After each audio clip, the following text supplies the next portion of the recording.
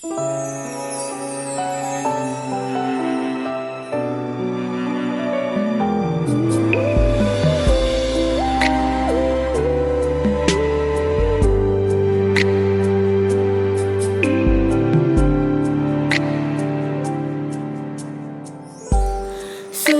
รันดร์ตอนที่ฟังก็เสื่อหมดใจทุกๆคำที่เจ้าเอ่ยไว้คอยก็ให้ราคาแต่เพียงบ่นาน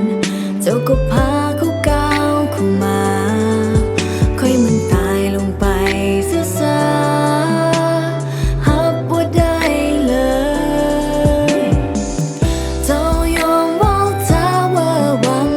เพื่อให้ได้ทุกสิ่งเมื่อได้ตามนั้นจริงๆเจ้าก็ทิ้งอย่างบ่มีใจ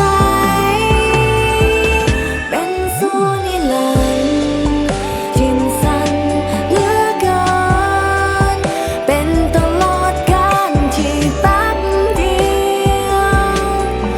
จบไปเพียงชั่วพริบตาส่วนนิรันดร์ที่มันสั้นเหลือเกินเหมือนมันบ่มีราคา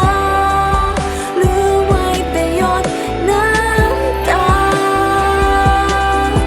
มีบ่ที่เจ้าสัญญาว่าจะบ่ทิ้งกัน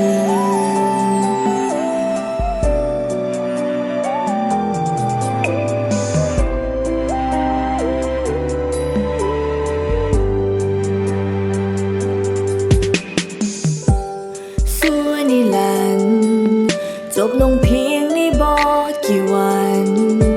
ทุกอย่างมันเป็นเหมือนฝันหลอกล่อนคอยได้อีกนานแต่ทั้งที่เคยเจ็บมาแล้วว่าหูกี่ครั้งแม้ว่าใจจะคอยระวังคอยก็พลาดให้เจ้ายอมว่าจะเวอร์วังเพื่อให้ได้ทุกสิ่งเมื่อได้ตามนั้นจริงๆเจ้าก็ทิ้งอย่างบ่มีใจเป็นส่วนนิรันดร์ที่มันสั้นเหลือเกินเป็นตลอดกาลที่แป๊บเดียวจบไปเพียงชั่วพริบตาส่วนนิรันดร์ที่มันสั้นเหลือเกินเหมือนมันบ่มีราคาเหลือไว้เพียงหยดน้ำตามีบ่ที่เจ้าสัญญาว่าจะบ่ทิ้งกัน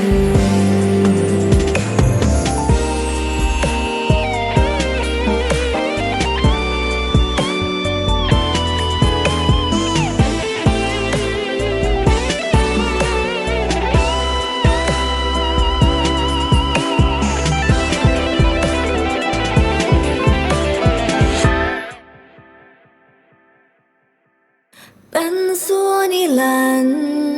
ที่มันสั้นเหลือเกิน